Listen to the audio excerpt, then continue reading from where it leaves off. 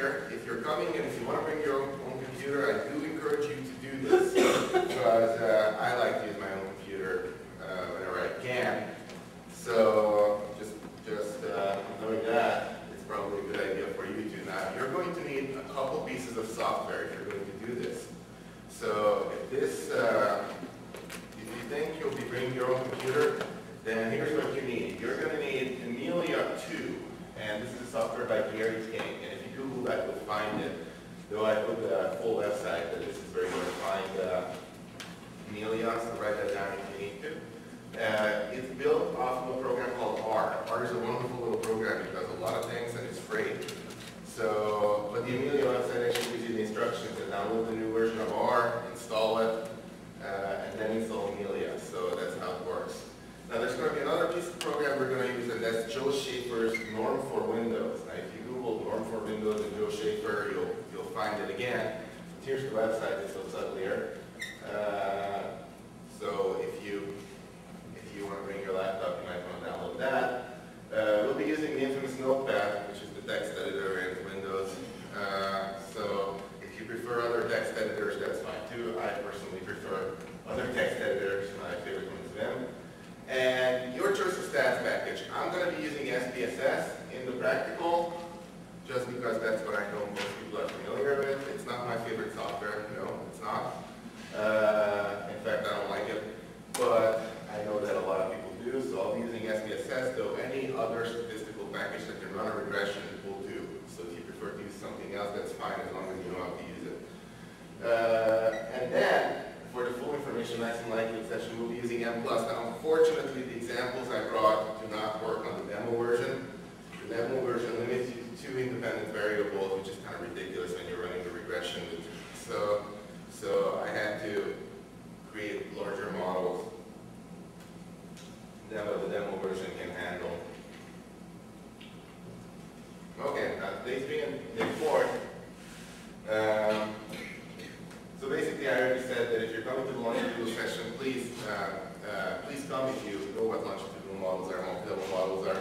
Otherwise, this might be a little rough for you. Feel free to come and listen in. You might learn something, but I won't be covering what these models are. I'll be covering how to deal with their missing data problems. I hope to make it a little more discussion-based, and we allocated some time in the computer lab if you want to make it hands-on.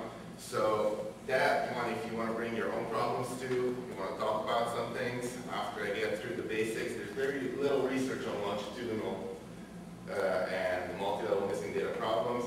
What research is out there, it hasn't been thoroughly tested to see how it works. So I can give you all these things that, well, this is what's out there, but I really can't tell you what works well and what doesn't work well.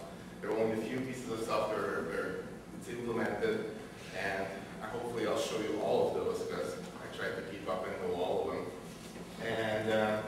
And on the last day, I'll be doing the consulting. If you want to talk to me about any problem, talk to me during the break or talk to me after the session and sign up for a time. And hopefully in our conversation I can figure out how much time we'll need. Okay, goal for today.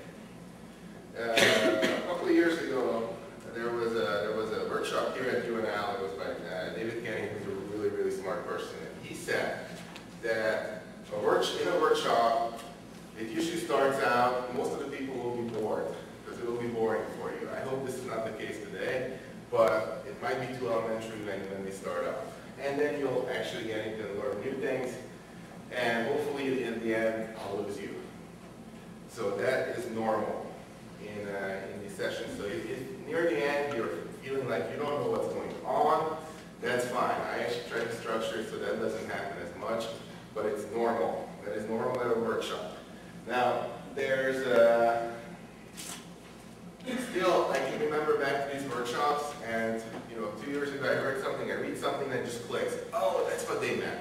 So it's still worth listening to them. So I don't encourage you to run out when you're starting to feel like it's over your head. Secondly, there's a point where I absolutely cannot lose you. That's slide 25. If I lose you before slide 25, you need to stop me. And you need to have me explain it better. Because, and I'll show you which But missing data problems are difficult problems, conceptually difficult problems. Now, if you get the concepts down, and that's in the first 25 slides, if you get the concepts down, you will be literate. You will be able to understand what the literature is talking about. And that is my #1 goal, because it is unusual. I mean, the solutions for missing data problems are unusual. You don't think about them the way you think about any other analytical method that you know. So you need to stop me. I'll tell you when we're slide 25 is if I don't make sense before that, please stop me. And we can make this interactive. So we have plenty of time. We have almost 4 hours. So we can make this a little bit interactive. Okay. Now, I do think a lot about my teaching and teaching of methods. And I wanted to give you kind of my philosophy on this. Concepts. I work with concepts. A lot of people work with math. A lot of people work with application. I work with concepts. Now, statistical concepts, you know the concept of variance you take away from it, you add to it, those are concepts. You can write that down mathematically, that's the math, and you can plug it into SPSS, that's the application. I believe that if people understand the concepts, they can be good researchers. You don't need to understand the math necessarily. You can take the concepts and work out the math later. But if you understand the concepts, you can be a good researcher. The application, once you understand the concepts, it's easy. It's as easy as opening up a manual to software and figuring out how to run what you know. If you know what you want to run, it's easy to figure out how to run it. So I actually do not like teaching software. I went through 7 different softwares to do my dissertation, and I used the 7th one because it was the best one to solve my problems. It was SAS. But I tried several others beforehand, and it's fine. You should actually do that. If you don't think the software is solving your problems, pick another one. Oh, there's a learning curve. Who cares? That's the easy part. The hard part is understanding the concepts. So I won't be covering much math over here. I'll be covering some software tomorrow, but not much. And I am going to be covering concepts. Now, as I said, missing data is not a simple problem. It doesn't have easy solutions. So the key things you need to understand is terminology and that there's no easy solutions. So you need to be able to make educated decisions on how you solve your missing data problems. Okay. I'm going to start basically. So what are the most common forms of any questions so far? Because you're way too quiet. I know it's early in the morning. I'm not a morning person either. So if you get any questions, please stop. Okay. So what are the 2 most common forms of missing data? There's unit non-response and there's item non-response. Now what is the difference? When you hear unit non-response, that means the thing you sampled, the person you sampled, the rat you sampled, or whatever you sampled, does not give you any data. You have nothing. You sample a person, number 458, and you have no data on them. Item non-response is when they just don't answer a question on the survey. They don't answer question 1, this person didn't answer question 3, this person answered all questions, so 8 and him. So I will predominantly be talking about item non-response data, though inevitably you get into unit non-response questions also. Now unit non-response example, again, a person is not home, so they don't pick up the phone when you call them. A person hangs up on you. The rat died before you tried to do the study, or you cannot get data on a country like I couldn't get data on North Korea for my dissertation. They don't tend to report to all these international organizations, so that was unit non-response for me. Now, item non-response is when they tell you possibly that, well, I don't know, or when they say, I'm not going to respond to that question, I'm not going to answer that question. This happens a lot in surveys. So if you look at survey data, there's usually a code for I don't know and then refuse to answer. On a questionnaire, they might have left the question blank, or it's a failed measurement for some reason, et cetera, et cetera. So that's item non-response. Now the best ways to deal with missing data is not to have any. That is the best way of dealing with missing data. Don't have missing data. Yeah, I mean, you're laughing, but I am serious. I am dead serious. When you're designing your study, you need to make sure that you're minimizing the possibility of missing data. Now, how do you minimize unit non-response? It's very easy. You call back. They don't pick up the phone, you call back another day. You call back again. And that increases their chances of being in the sample, actually responding to you. You can try to convince them that, well, they should respond to you. Well, basically, don't mess up. That's another way of minimizing missing data. Oftentimes, most missing data comes from you messing up. You as the researcher, not the person not responding. Write clear and understandable questions. Be polite. Give incentives for answering your survey. So these are all things you need to think about to minimize your missing data. Because the best way of dealing with missing data is not to have it. Okay, now how do you minimize item non-response? Well, you can write good questions. That's a very good way of minimizing item non-response. If you write a good question, most people will answer it. You can minimize misunderstanding. For example, let me give you an example I've come across in survey research. I think it was Bob Belly's class, if you know him. A lot of African Americans, when they trying to tell the interviewer that they need some time to think about this, what they say is, oh, I don't know. That means, give me a second. What does the interviewer do who has absolutely no cultural training? He says, oh, I don't know, Mark, I don't know, and goes to the next question. Now, what is the respondent going to do? They're going to be like, oh, okay, so I guess they're not interested anymore, so they're not going to stop. Oh, wait, just give me some time to think, most of the time. So you get non-response. The question of standardizing your survey versus non-standardizing your survey. I believe that non-standardized surveys work best. It's a good way of making sure that they're understanding you versus just hearing the same question that everybody's hearing. So it also minimizes non-response.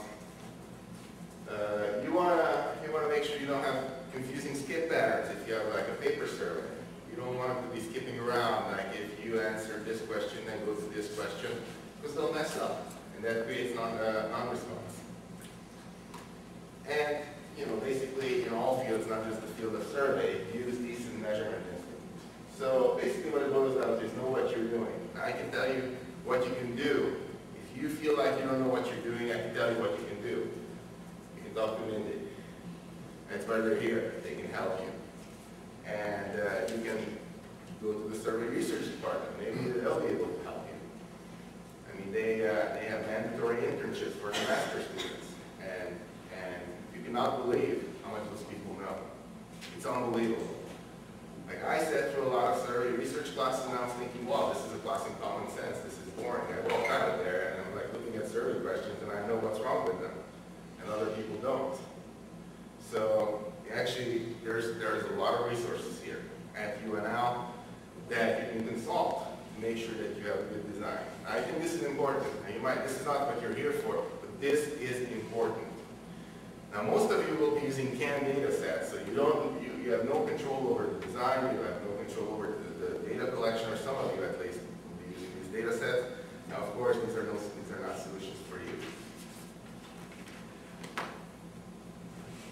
Any questions? You're way too quiet. Okay.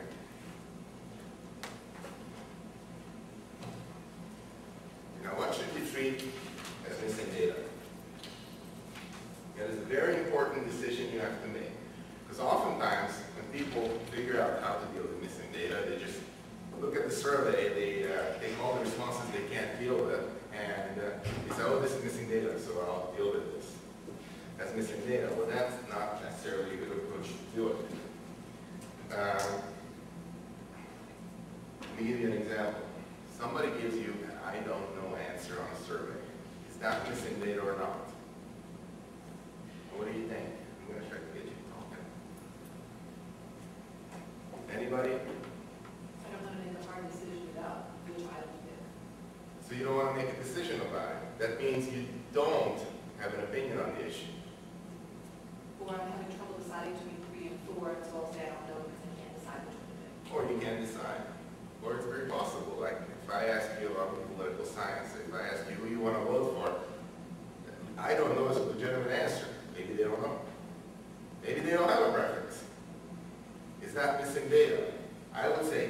is not missing data. That is a legitimate response. So you should not treat that as missing data. There are a lot of things you can do with it. You can model it as sensor inflated. M+ has this wonderful little function in there that lets you set that. Basically what you're modeling is the person saying, I don't know, or are they giving you a response? And the probabilities of that happening. And then if they're giving you a response, what the response is. It's kind of running two models in one. Now, I don't like to sound like an M+ salesperson because though M+ is great, it's not perfect. A lot of people with M+ have this like high levels of variance that it's the best thing on earth and it knows how to do everything. No, it doesn't. There's about a dozen things I try to do that it doesn't do. And in fact, I found errors in the manual. I just talked to Ben about one of them. So it's not the greatest. It's still the best software, in my opinion, for most of my problems, but it might not be the best thing for you. It does have this little feature that is very useful. And I do use M+, so I'll be talking about M+ a little bit. I just want to tell you that it's not the best software. It's just one software.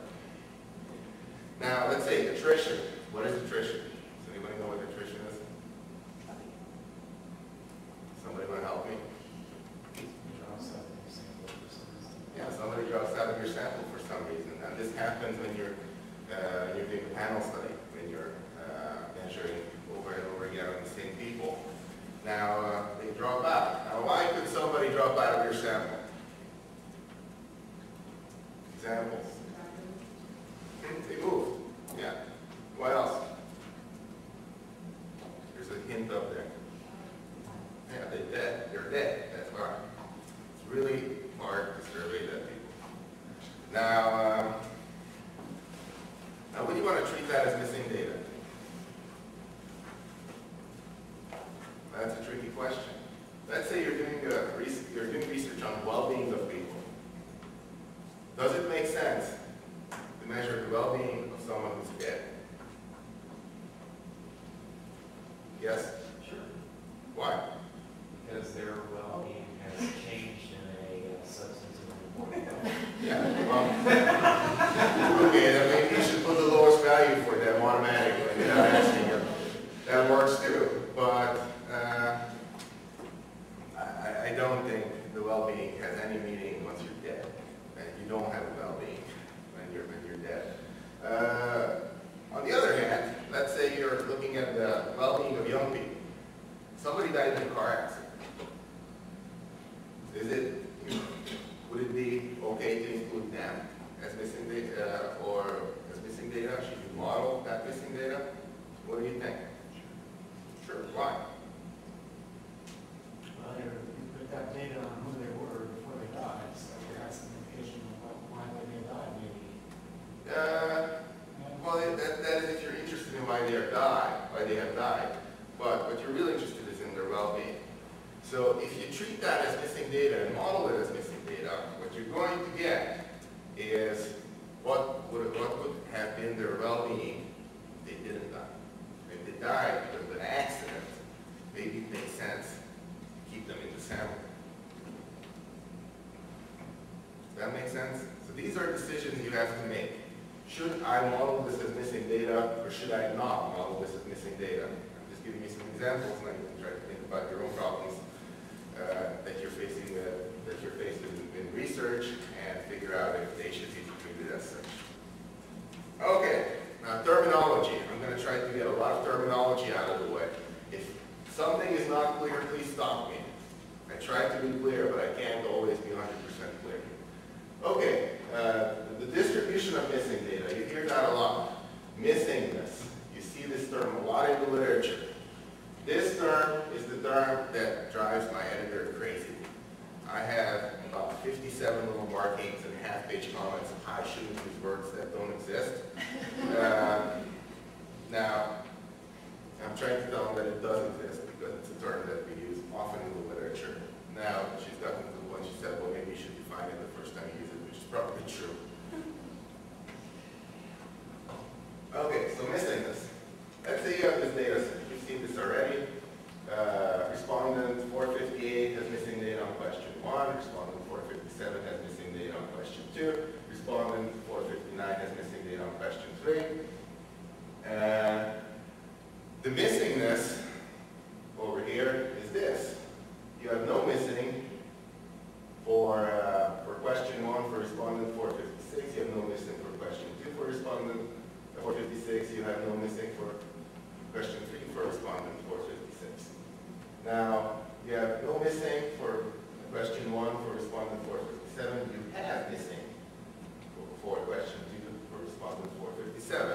and so on.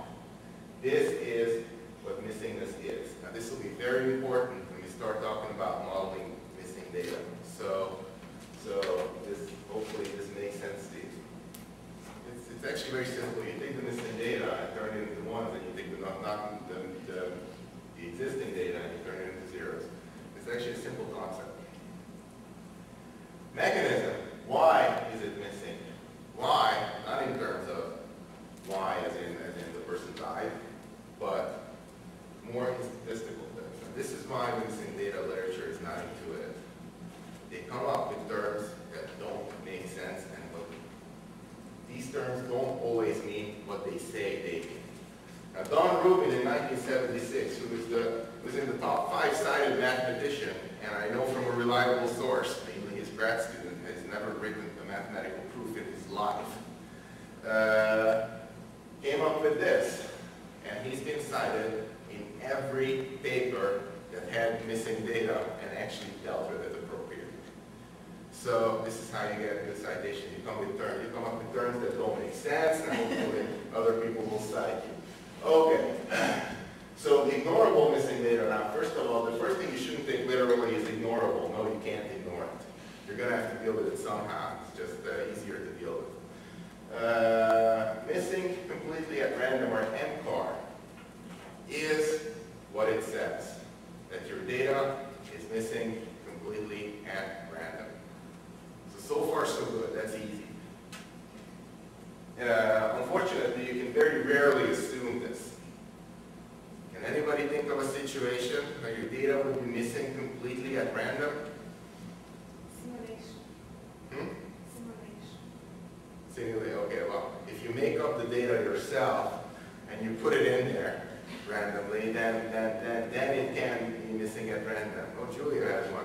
That's the only one I know, so. And missing design.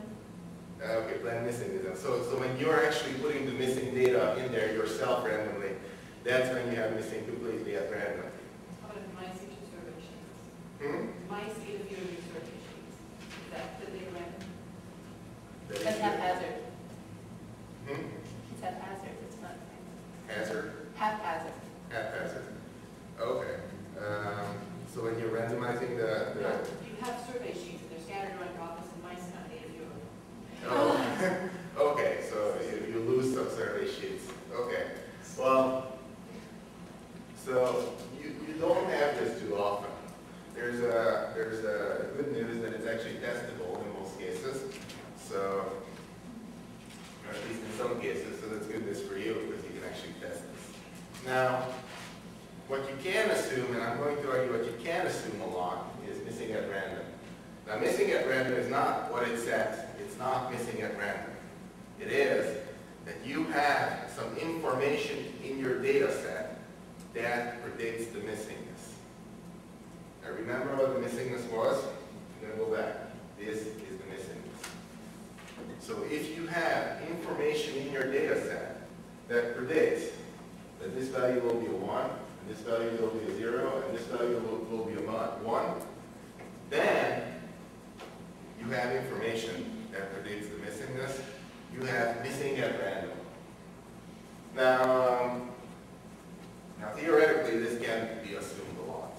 In fact, I probably assume it more than I should, but based on theoretical grounds only, you can usually make this assumption. Unfortunately, it is not testable, so you have to make it on theoretical grounds, and you have to build a good argument why you have missing data at random, missing at random. Now you can include variables that you would not be in your model normally to help predict the missingness. So let's say you have 5 independent variables and a dependent variable and 30 other variables that you don't plan to use. If you have something in those 30 variables that would predict the missingness, you can actually use those. And I'll tell you how later on as we progress through this presentation. These are also called auxiliary variables. If I use that term, that's what I'm talking about. Now, non-ignorable missing data, NMAR or MGAR, depending on who spelled it or who spelled it wrong. I can't remember what the original article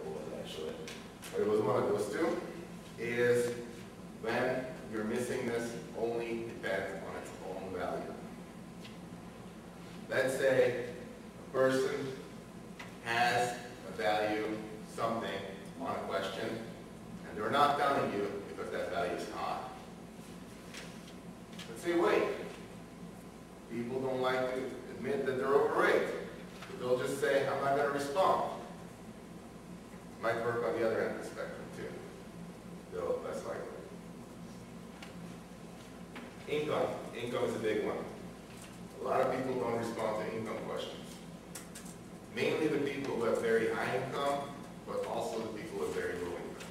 They don't respond to income questions. Now that's NMAR missing data. Though, if you start to think, you can think about ways of collecting other information that's going to make that missing data missing at random. And hopefully we'll be able to get into that through some examples. If you have NMAR missing data, you're usually in trouble because the methods available to deal with this are horrible.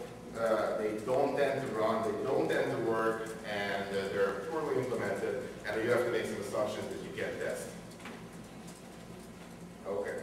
Before you move on, could Good. you give an example of an auxiliary variable that could affect the missing at random? Like with your Yeah. self-esteem? Let's say income. Let's talk about income.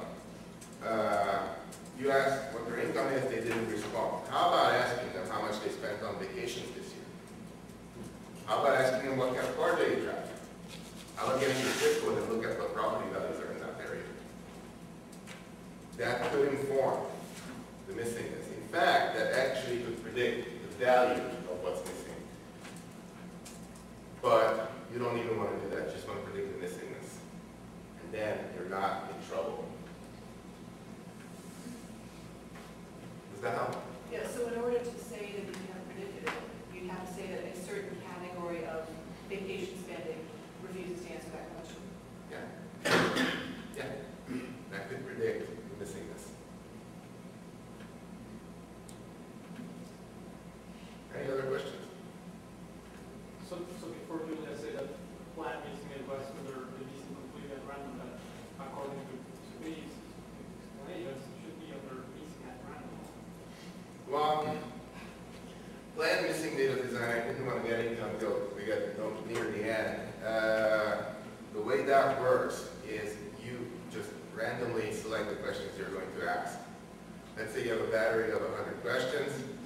You don't want to ask 100 questions, you just want to ask 50. You ask 50 from one group, you ask 50 from other group. You randomly select which 50 you ask. You have missing completely at random on the others. So that is plan missing design. Does that answer it? But yeah, I get confused because later on you're going to impute some data in order to fill your Probably. data set, right? And then you need to assume that it's a random from the Okay, I see what you're saying. All the methods that are developed for missing at random can also be used for missing completely at random. So all the methods that have been developed for ignorable missing data, it doesn't matter if it's missing completely at random or missing at random. Because the one big advantage you have when you're missing completely at random is you don't even need to think about auxiliary variables. So then it's all taken care of. You need to think about other things, which we'll get to eventually. Okay, so classical missing data treatments. Classical missing data treatments are the following.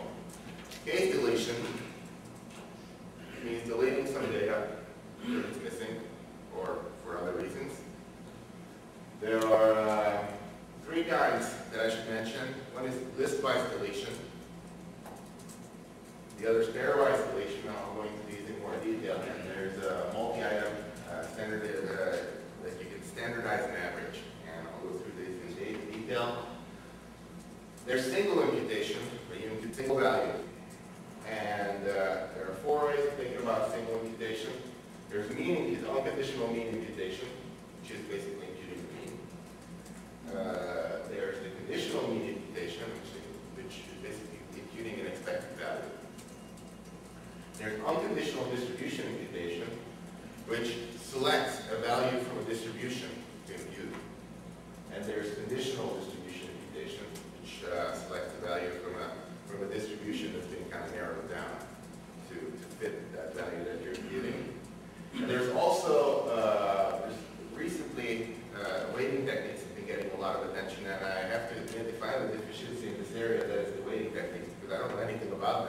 though they're very interesting, and it's probably something I'll be researching in the next year, though they're not prominent in the literature yet, but they are getting there. In the next 5–10 years, you will see a lot more of these for various reasons that I hope to get eventually. Okay. Now list by deletion. Basically, exclude the whole case. If you have any missing data on this case, you exclude the whole case. It is the default in most software, and this is actually something that works under some conditions. It works under, you need to have two things. You need to have data missing completely at random, which we already talked about, but it's kind of hard to justify. If you have data missing completely at random, and if your pattern and sample size allows for it. Basically, what I'm saying is, you have 5 variables that you have in your model. You have 10% missing on each of them, and they're on different cases. You just lost half of your sample. If you use list by deletion. Go ahead. If you're trying to sample a random, or trying to study a random sample of a population and you exclude cases with missing data, have you destroyed the randomness? You can only exclude and still get unbiased parameter estimates. You still get unbiased parameter estimates if your missingness is missing completely at random. So you do not destroy the randomness if the missingness is completely at random. Because the missing is also completely at random, and you're excluding those completely randomly, you're not destroying the randomness. So the problem is, most of the time, you have hopefully you have little missing data, but they're scattered all over your data set. So you might end up excluding a third of your sample, half of your sample. I had a situation when I had no data left to analyze when I tried to do this. So it's not optimal. Though I have to say, it is one of the methods that actually works under some conditions. It's not true about all the methods I've seen used. Now, item standardization is basically, let's say you have 10 items measuring the same thing. They're on the same scale, so they're already standardized. What you can do is you can average them. Now, this works if all the items measure your construct, what you want, what they measure, without any error, and you have missing complete at random.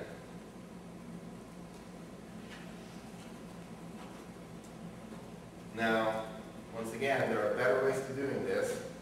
I would point you to item response theory models.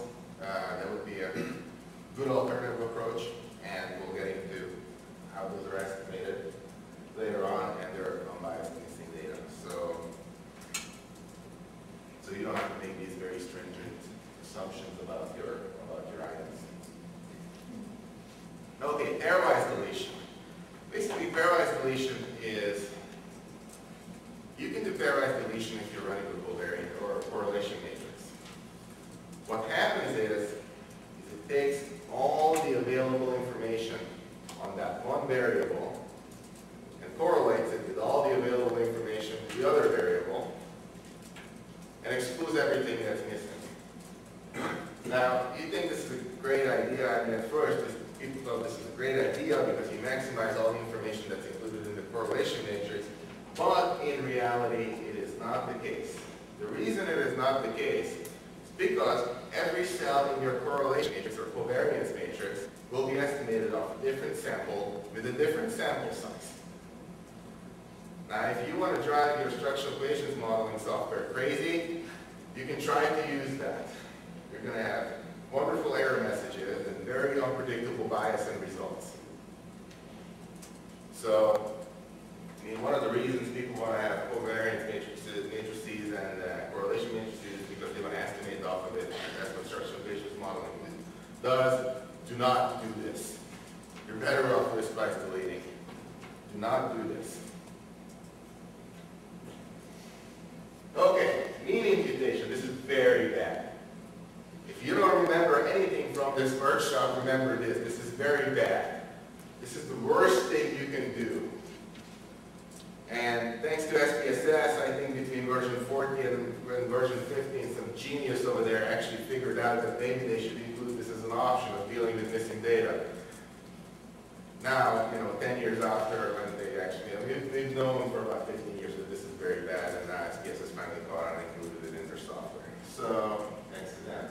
So now they have a little button there that says, how to deal with missing data, or just impute the mean. Never click that. I'll show you why.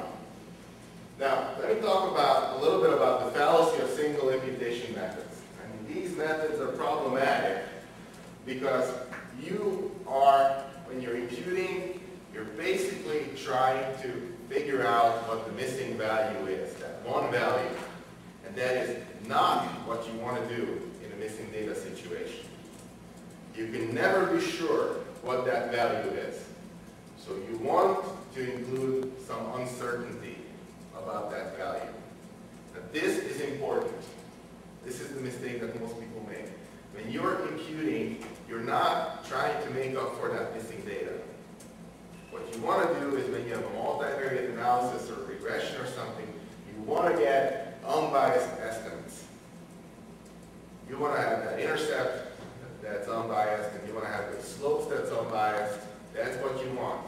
Now, we've known from 1933 what an unbiased estimate is. That is when the population value is equal to the estimate. That's all you want to do. It's very simple. Now, when you have missing data, your job is not to fill in the holes and figure out what those values could be. It is to get unbiased estimates in your model. And this is an important distinction. Now, if you fill in the holes, you won't get unbiased estimates. If you fill in the holes as if that data was actually observed, you won't get unbiased estimates. I'll show you why in a second, in a couple slides, very individually. Now, if you impute means, which is the most simple way of imputing stuff, and this is also the most horrible, then it messes with your distribution. It's you get I looked at this word. You get this leftover kurtotic distribution, which I can never remember the word, but I put it in the slideshow. It decreases your standard errors. It makes overconfident estimates. It's biased, and it increases your probability of type 1 error. Now, what does this look like? Maybe this will help you. I have this relationship between two variables over here. I deleted half of them on y, and I imputed the mean. This is what you end up with. Now, if you fit a regression line through here, it'll go something like this. If you fit a regression line through here, it'll go something like this. And it's going to have less scatter, and you're going to have all sorts of problems. You have non-constant errors, then you have more errors over here, down here, and you have more errors up here. Your line is biased, so this is not something you want to do. Now let's look at the distribution over here. This is a nice form of distributed variable. What does that look like? Anybody visual over here? That distribution is flipping you off. That distribution is giving you the finger. If you do this, you're going to have to deal with a very nasty distribution. Don't do this. Okay, now let's talk about imputation of expected value. Now, it's usually done by using the EM algorithm. There's this wonderful package that costs you $600 in SPSS that does this horrible. They won't ever do this. What this is trying to do is fill in for what those values would be. And that is not the goal of a missing data problem. That is not what you want to do. You don't want to just fill in for what those values would be. That's not, again, a problem. Now this is why it is a problem. I deleted half of these cases over here. Actually, I didn't, because Joe Schaefer did. I stole these charts from his website. But so he deleted half of these values and imputed the expected value. Now, what do you end up with? You end up with this regression line through, well, at least it won't be unbiased. It'll go where it should be. What's going to be your standard error? Are you going to have more significant results? Yeah. I was showing this slide at one of those hour-and-a-half sessions I did in the political science department, and our John Hayden, who was great, he's my mentor. I really like him. He kind of jumped up and said, "Oh yeah, I love missing data. This is great. You get all these wonderful relationships. You're going to have significant results immediately. This is great. I love missing data. Give me that SPSS package. I like it." So you don't want to use these, not unless you want to artificially inflate your results and engage in bad science. Okay, well, other imputation techniques now. You can't impute the distribution. Unconditional distribution imputation is basically the following. You have a missing data on question 2. You look at what's observed. You grab one randomly and put it in there. Now, it has some good properties. It actually preserves the scatter. So you will not have overconfident results. Unfortunately, it can produce some bias, and it can distort your relationships. So it's not the best way of doing it, but it has some good properties that it actually preserves the scatter. Now, conditional imputation is when you're trying to narrow down that, okay, well, I have missing data on this case. What are other cases that are like this case? Okay, well, let's pick one of their values randomly. Now, this is starting to get to what we're driving towards. If you're kind of modeling, you're kind of putting in there the expected value, but you're kind of keeping the scatter. That is what we're driving towards, a healthy balance of those things. Now, the problem with conditional distribution imputation is you really don't know how to strike that balance. You might have overconfident results, you might have underconfident results. Hopefully you won't be putting in too much bias in your sample, but it is one of those non-parametric approaches that you really don't know how to set up this model, so you strike that appropriate balance. So I have to say, if I have to use a single imputation technique, I would be going along these lines. It also has this wonderful property of being non-parametric, so it works for any kind of distributions. You don't have to make any distributional assumptions. One of the big problems with this is that while it works for a univariate pattern, it's near impossible to calculate for a multivariate pattern. And you as an audience are not doing your job, but you should be asking, what is that? What is a univariate pattern? What is a multivariate pattern? I told you, until we get to that slide, you have to understand everything. So, okay. Wait, tell us. Oh. let's talk about patterns. The univariate pattern is when you have missing data on one variable and no missing data, some missing data on one variable and no missing data on the others. Now, in this situation, missing completely at random is relatively easy to test because you can make this dichotomous variable 0 for observed and 1 for missing, and then you can actually start testing if these variables over here are predicting. So, I mean, that is important from the computational perspective, but most of you are not going to learn the math behind this, and if you are, you're in the wrong room, because I'm not going to teach it to you. I'm going to do an application over here. But this is the univariate pattern. There's a monotone pattern, which once again is relatively easy to deal with because look at the missing data over here up to this point. Well, that's easy to deal with because you have fully observed on this square.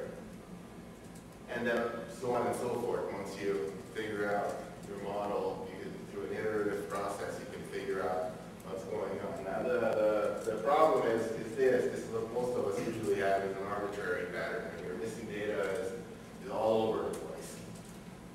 And the real question is that how do you satisfy this missing at random assumption? I'm going to tie it back to these wonderful terms that you should remember because they're easy they're confusing.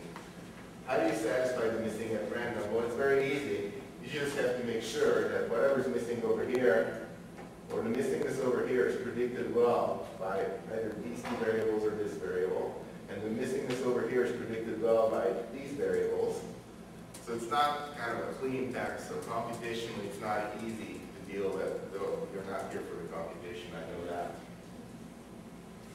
So why are patterns important? Well, computationally, but who cares? But sometimes they can offer some obvious solutions. For example, you look at your pattern. That's one of the things you should look at if you have missing data. First thing you should look at is what's your pattern of missing data. And most software, at least M+, I know because I use that the most, actually tells you what the pattern of missing data is. And I look at that and I say, oh, I have a lot of missing on income. And I have 17 variables in my model. And I get thinking, well, this is really my big problem, income over here. So what do? I really need income in my model. I have education in there. I have a lot of other stuff. Maybe I can just get rid of income. I thought about my theory and said, well, maybe income is not that important since I have all of these correlates of it in the model. I don't need to control for everything. Or that variation I'm already controlling for by other variables. Why not just drop it from my model? So that can be a very easy solution to some missing data problems. When you have a pattern where there's one thing is missing and you really don't need that one thing in your model, you just want it to kind of control for it, but it's not absolutely necessary. So it can actually offer some pretty good solutions when you look at the patterns. So the patterns are important. It gives you a good idea what your data looks like, and as good researchers should actually look at their data before they run all sorts of multivariate techniques on it. One of the things you should look at is your patterns. Okay, now I'm going to further increase the confusion. I'm going to talk about the analysis model and the missing data model. These get confused a lot. So it's a good idea to grasp what these are. So the analysis model is basically the model you would run if you have complete data. That is your analysis model. Your missing data model includes all the variables that can predict the missingness. So it includes all your variables for your analysis model, and it should include all your variables that can predict the missingness. So it's both of those things. Now, when we're starting to deal with these missing data problems, and especially when we get the imputation, some people are already suggesting that I'm going to put in numbers for the holes, and it's true, I will. Then you need to think about which model are you running. Are you running the missing data model, or are you running the analysis model? And they're easy to get confused. It's a common mistake. So have those things sorted out. Any questions about this? Because this is important. That's often a point of confusion. Okay, now the auxiliary variables are all the variables that are in the missing data model and that aren't in your analysis model. Your missing data model is always bigger than your analysis model. It always includes all your analysis variables plus others. These others are the auxiliary variables. So when you specify these, you need to include all the analysis variables, you need to include all other variables, and I should add that the inclusion of other available variables into the missing data model does not even have to be theoretical. A lot of literature suggests that if you have data, throw it in there. Really, that's what they suggest. Any data you have, you throw that in there because misspecifying your missing data model is not going to hurt your results. It can only help. It's not going to hurt. So if you throw in a variable into the missing data model that has nothing to do with anything, fine. It's not going to bother. It's not going to hurt. The only problems you can run into when you make these huge models, you can can run out of degrees of freedom. And you can run into problems like, my model doesn't converge. And then you need to start thinking about, oh, okay, so what should I toss out? But it's a good idea to include. Go ahead. You have a questionnaire instrument where you're very careful to not include questions other than what you absolutely have to have in the model. Why would you have auxiliary variables? I mean, aren't there extra variables that you need? Well, if you're designing a questionnaire, and I'll get to this at the end, you want to include additional questions, especially ones that could predict the missingness on the other questions. So like demographics and things like that. Yeah, well, the first thing you need to think about is, okay, here's my model, this is what I want to run. I'm going to go out and collect the data.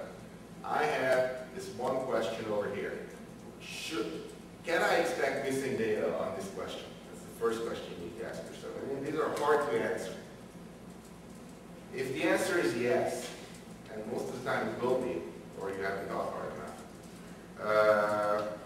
If the answer is yes, then the next question is, why will this data be missing? Now, once you figure that out, then, well, can I ask a question that will actually predict the missingness? And you want to include questions like that. Go ahead. What about for things like survey data? For instance, my data is behavior coded children.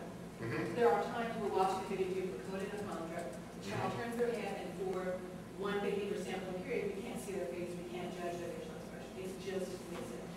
Well, in that case, I would think about, is that data missing completely at random? Can you justify it? Are they turning away from the camera because they see the camera?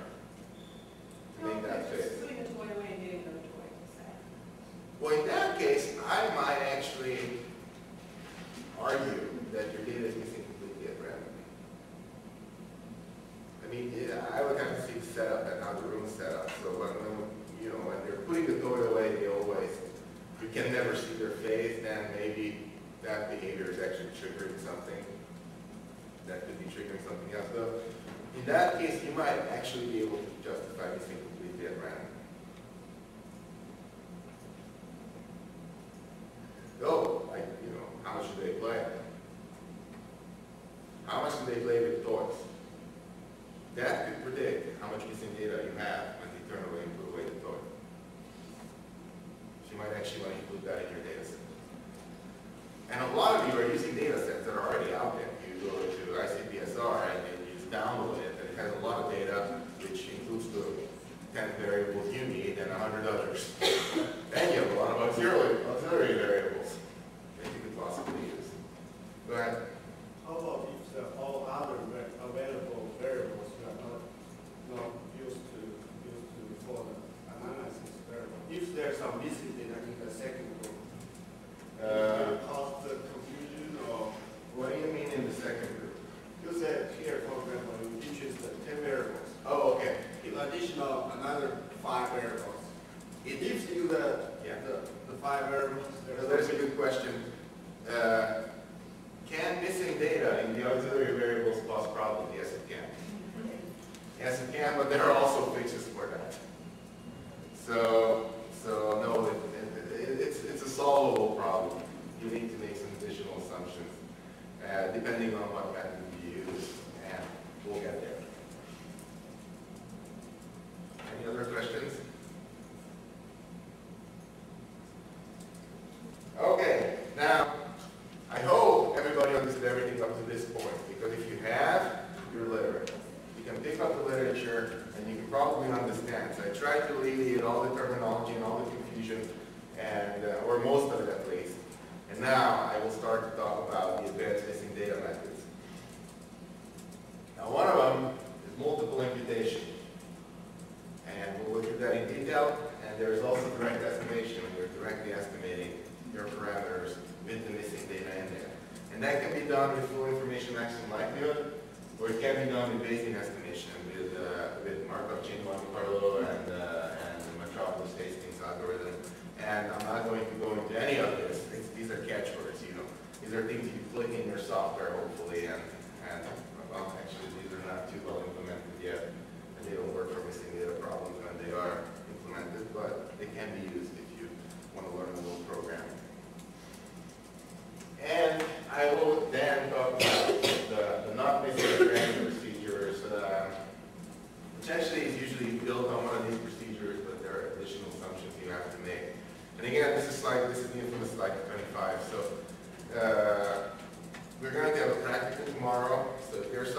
confusion about what I'm going to talk about after this, especially in the area of multiple imputation and direct estimation. I hope I clear some of that up in the practical, because that's what we will be doing in the practical. And now I will just theoretically go through what these things are.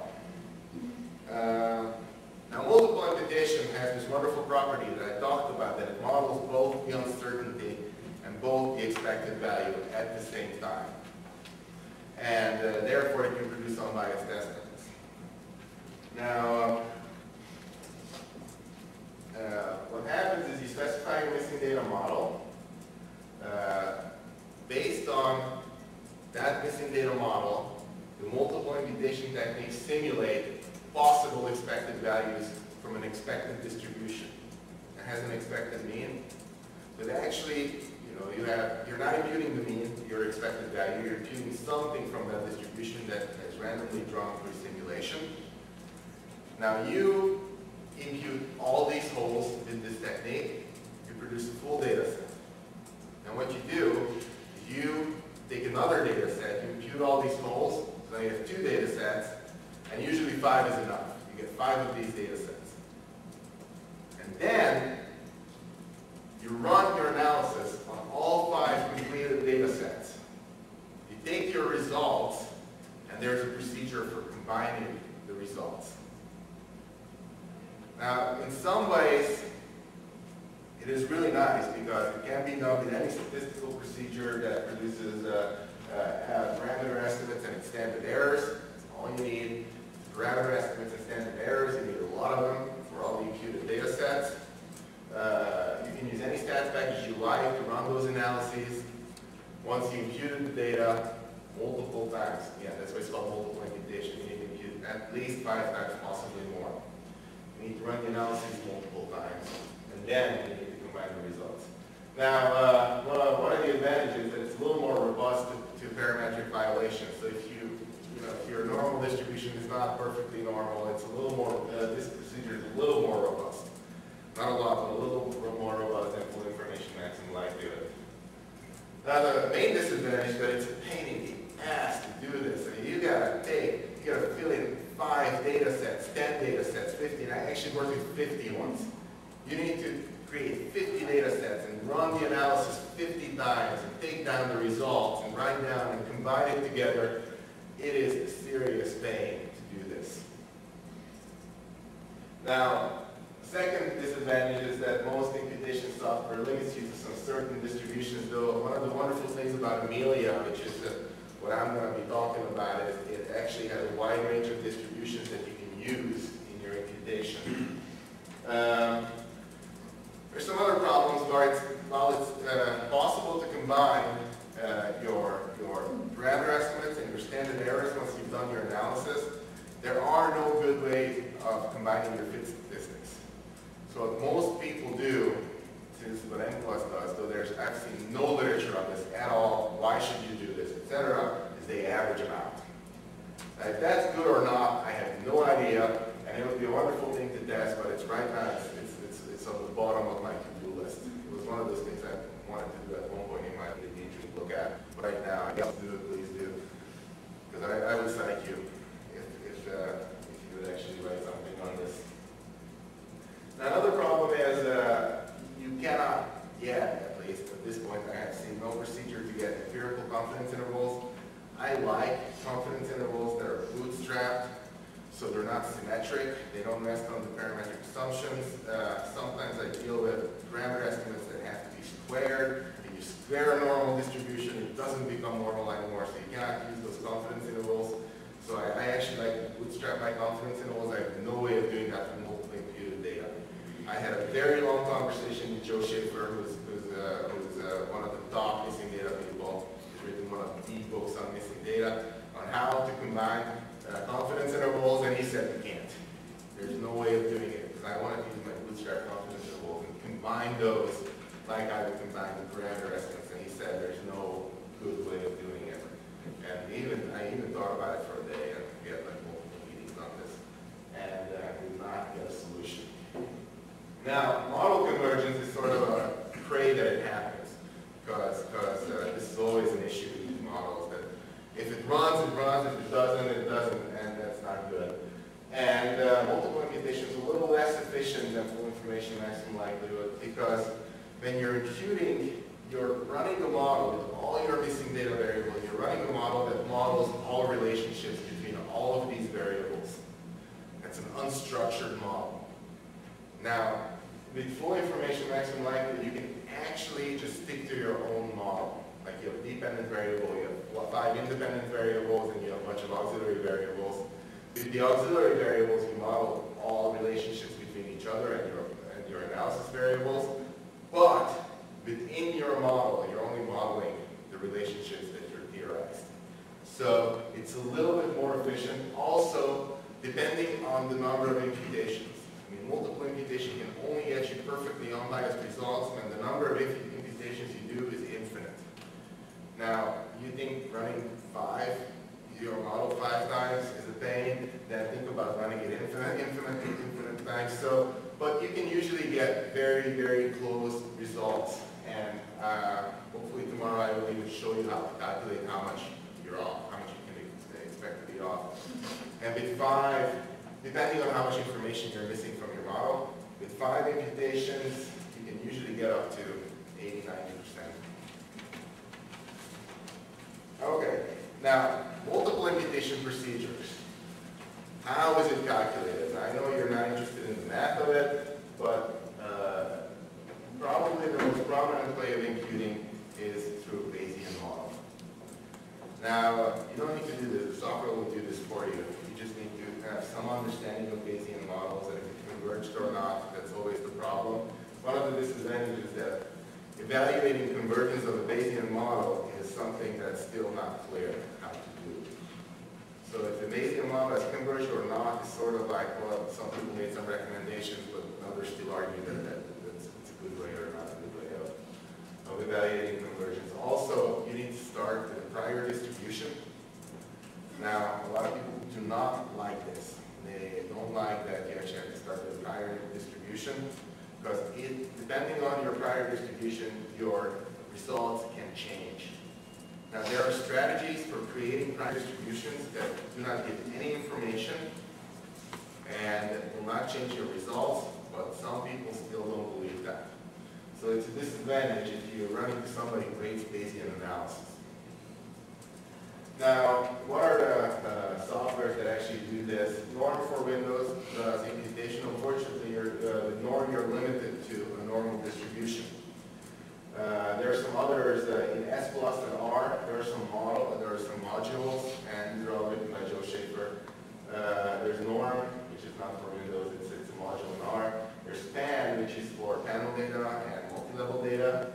There's CAT, which is for categorical data. And there's MIX, which is for mixed categorical and continuous data. I've only used PAN out of these, and I used the Norm for Windows before. Now, S+, the newer version of S+ now has a missing data pack, which I've never used. It's also written by Joe Schaefer. SAS has proc-MI, which does multiple imputation.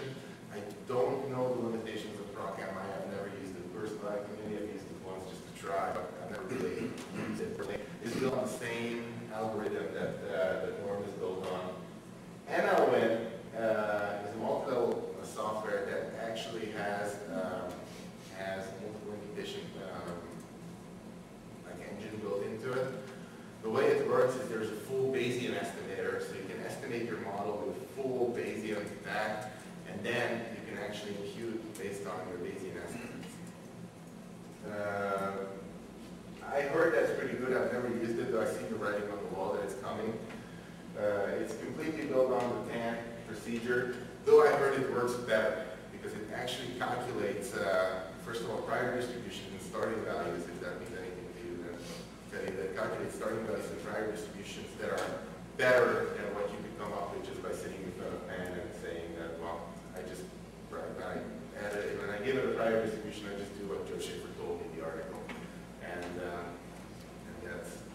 that's my strategy, though MLWin supposedly does it better. And now Amos has the same strategy for structural equation models that you can actually impute based on a Bayesian algorithm. There's a Bayesian estimator, and you can use that Bayesian algorithm to impute values in Amos. So this is one of the other things I've never used. Now, there's a bootstrap, go ahead. Is the Amos one the full information mathematical one? Or is it? No, it actually runs the structural equation model in Bayesian, and then you can sample you can sample imputations from your Bayesian estimates.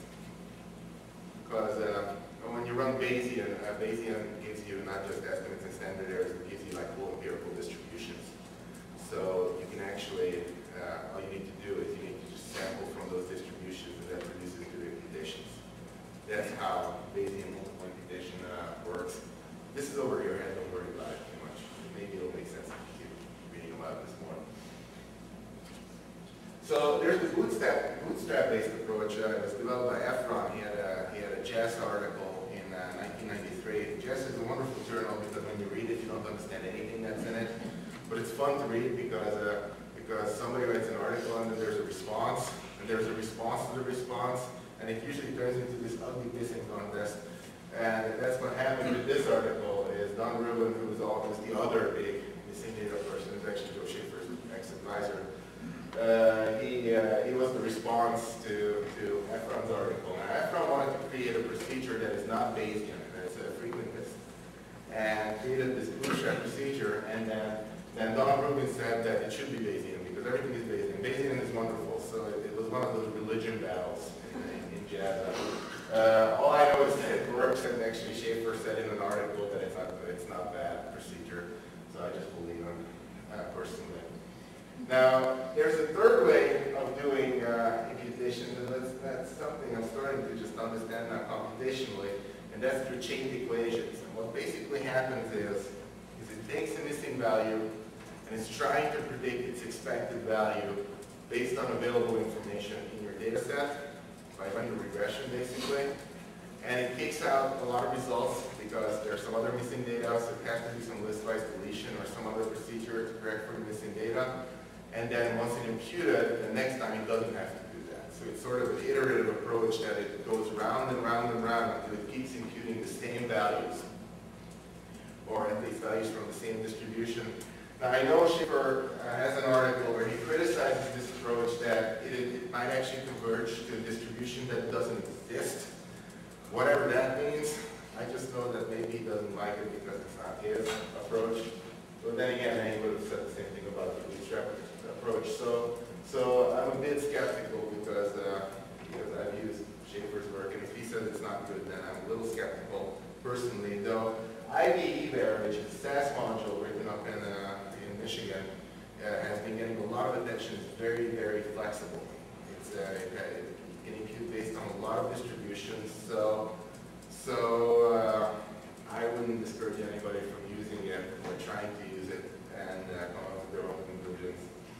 Now there's also an S+ module called MICE, and there's multiple art clones of it.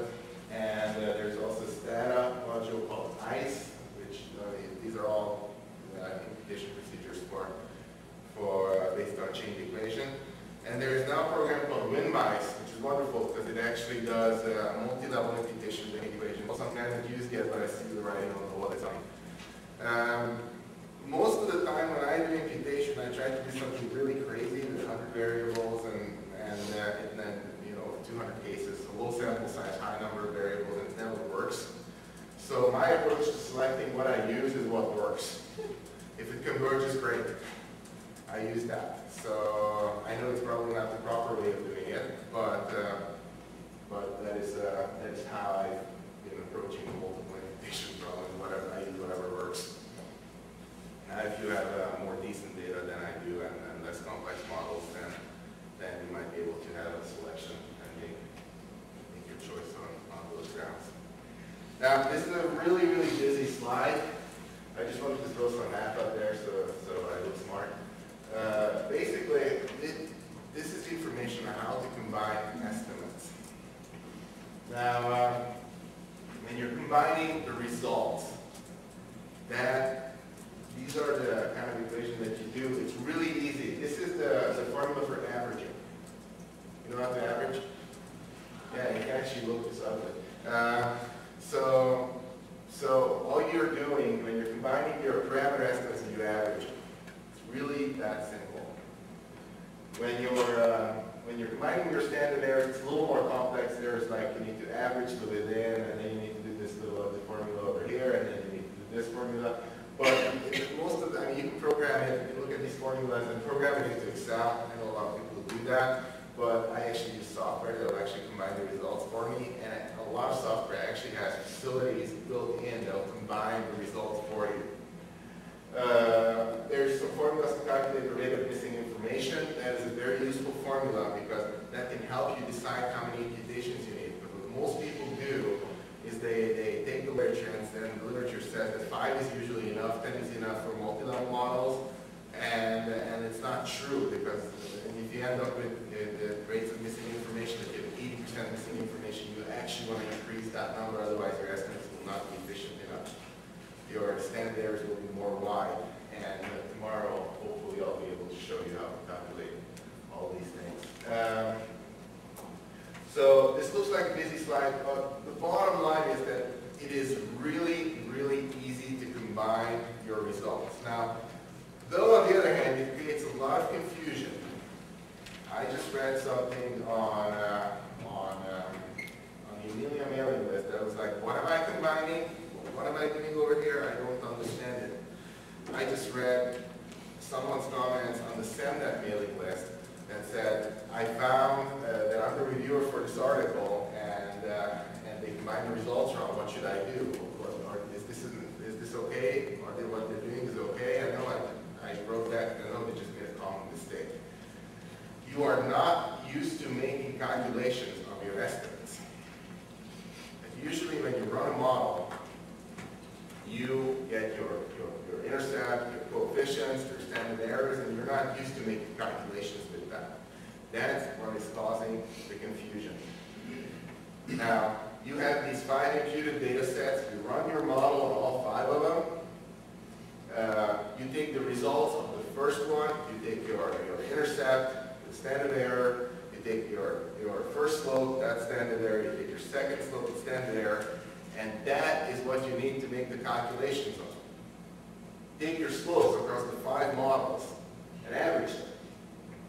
So that is what's causing the confusion, that you're not used to making calculations with your results. And the common mistakes is I see that people do multiple imputation and then average the imputed values, which is not what you should be doing, because that is decreasing your standard errors. That is basically creating those multiple imputations, preserving the distribution and the expected value into the expected value. So you shouldn't do that. That was the mistake that was cited on SEMnet. And I was like, well, no, that creates overconfident estimates. Why don't you send it back to the revised and resubmit if there's nothing else wrong with it, and tell them to do it right, or how they can do it right, because possibly they still have good results. Any questions? This is a common slip up. But Where do you get these formulas? Is it Rubin's article? I actually grabbed these formulas from Schaefer's frequently asked questions on multiple imputations. It's also in the Little and Rubin missing data book. And I'll make my slides available after the workshop, so you can get off here. They're often cited, but again, you don't need to use them. There's software out there that will actually make these calculations for you. And that's exactly what I'm going to talk about here.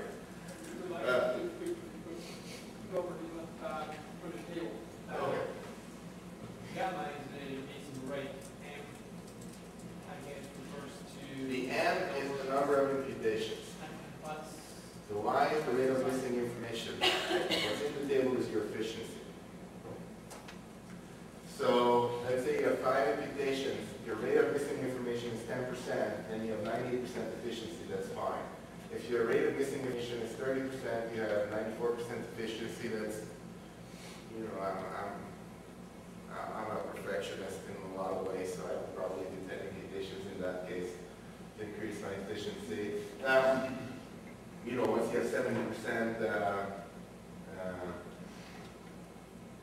once you have 70% missing data, you have 88% efficiency, and there's a little formula that can actually calculate how much that inflates your standard error in the end. But that would probably inflate your standard errors about 7%. I don't want that. You don't want to inflate your standard errors. You want to get good. So, you know, much of a pain it is to do 20 analyses, you might want to increase, you might want to up your number of imputations. We had 80% missing information, 81% missing information on a variable of interest. That was like the most interesting variable, and once we did this, and I recommended that they do 50. They actually do 50 imputations. And we did it together. And she had somebody who wrote a whole program that could take all the estimates out of the SAS output and put it into the other program that actually combines the results. So programming is actually very helpful, though you can do it by hand. It's just very time consuming. You're probably going to have a graduate student do it for you or something. So, the best program I think, in my opinion, for combining results is NORM. It does imputations too. I use it for combining results because it calculates all those things. Like most software, when they calculate results, it only calculates your coefficients and your standard errors, and maybe your confidence intervals, and that's it. NORM will actually calculate the rate of missing information, so you know that you made enough imputations. So I usually use NORM for combining results. Now there's some wonderful programs built into, like in SAS, there's MI Analyze that actually automatically combines everything for you. So when you run your regression in SAS and you do proc MI Analyze, it will actually combine all your regressions automatically, give you results. It won't give you all that information, though that's normal, but it's very handy because you don't have to like copy out all your coefficients, put it into NORM, get the results out. So it's handy. And there's also numerous modules for R and Stata. I have to admit, I've never used Stata before. I know it's coming. It's one of those things that's coming. So I don't know exactly what these modules are. I just use NORM in most cases. Now there's also automatic support for imputations in a lot of software. And in M+, there's automatic support that will automatically combine your results. HLM has automated support. You can do up to 10 imputations and it will automatically combine your results. And the most recent version actually works because the one before that doesn't. It was one of the bugs that I had to send to them, telling them that, hey, look, the thing that combines that doesn't work. And by that time, that software was out for, or that feature was built into the software for over 2 years, so I wonder how many people tried to use it. MLWin might actually be fully automated. Once again, I haven't used it, but it actually does imputations and can combine results, so I haven't tried it yet. Zelig is an R module that's fully automated that actually does imputations for you as it runs the analysis, and then it combines the results automatically, and it actually bootstraps your confidence interval. So it's a wonderful little program, et cetera, et cetera. So there are ways of combining results. Now, common mistakes before we take a break. Now, one common mistake is confusing the missing data and the analysis model. Now, when you're making the imputation, you're making the imputation to the model. You're including every variable from the missing data model. And then when you're doing the analysis, you're only using the analysis model. So don't get those two things confused. So the missing data model actually includes all the auxiliary variables. The analysis model is what you would run if you had a complete data set, which is what you actually end up with once you impute it. You end up with more complete data sets than one, but you have complete data sets. Once again, the confusion about what needs to be combined, I've seen people average the imputed values, I've seen people average all sorts of things. It is your coefficients and your standard errors. That's what needs combining. And tomorrow in the practical, we'll be going through that. Rubin's rules, again, a lot of people are afraid of Rubin's rules because of it looks ugly. And they manage to do it in the ugliest form as you can. Something as simple as averaging, they manage to put Greek letters. So they're really, really easy. They're really, really easy procedures, and everybody's afraid of them. I know people in the room who contacted me and they're afraid of them. So you shouldn't be, and you should let your software build it. And maybe NORM, I would recommend NORM for that. Now, ignoring the rate of missing information. Since the literature once said that 5 is usually enough, everybody uses 5 imputations. Now, do not do that. Look at the rate of missing information. It's slot, you might want to increase that. I mean, you're basically screwing yourself if you're doing that, because you won't get, I mean, your results might be significant and they won't show up to be significant if you're doing that. I know it's tedious work to run these models over and over again, but still. And there's one common mistake I do want to talk about, is a lot of the literature talks about conforming to observed data. In fact, it's built into some of the packages. I know ProcMI has this built in. That, let's say you have a 1 to 7 Likert item that you use as your input variable. And you impute a -4. That's fine. It is only there for abstract purposes that is going to produce good estimates once you put it in a multivariate analysis or regression or any analysis that produce good results. That thing you imputed has nothing to do with anything. Don't think of it as a person that could not have answered -4. That's not an option. Do not think like that. Now, what a lot of people and a lot of software does, if they see one of these, they re-impute. Don't do that. ProcMI does it specifically. It re-imputes. What you're doing is you're decreasing the variation in the imputed value. So you're basically making your results overconfident. I mean, you're not imputing the expected value, but you're decreasing that variation. So don't do that. There's also rounding. Like with a Likert item, you get imputations like 1.4. Now, you cannot put a 1.4 on the Likert item, so people round down. Now, once again, don't do that. I mean, you might not even want to use Likert items in a multivariate analysis because it's not really normal. But don't do that. If your software is robust or your analysis technique is robust to minor violations of normality, and it's not going to freak out because you have this baby pattern instead of a normal distribution, then do not round. I mean, you round if you want to treat that data as ordinal, you might want to round, though I know that produces some bias. And you might want to look at an imputation technique that actually imputes ordinal data instead of interval data. So, well, this was the other thing I wanted to talk to Joe Schaefer about, and he said that those recommendations in the literature should be clarified, that they're doing that because they worked with the census. So they imputed data for the census. And you know, when you get results that this person is making -$4,000, then people freak out. Oh, they can't possibly do that. You can't impute that value. So when they were imputing plausible values, and they knew that there was bias associated with it. But if you're going to pass that data set on that's imputed, which you shouldn't do, people should do this on their own. But if you're going to pass these data sets on, if people don't understand why some of the values are out of bounds, they'll freak out. So that's why they say that maybe you want to conform a little bit, but for your own personal use, if you're doing this yourself for your own purposes, do not try to conform that. Okay.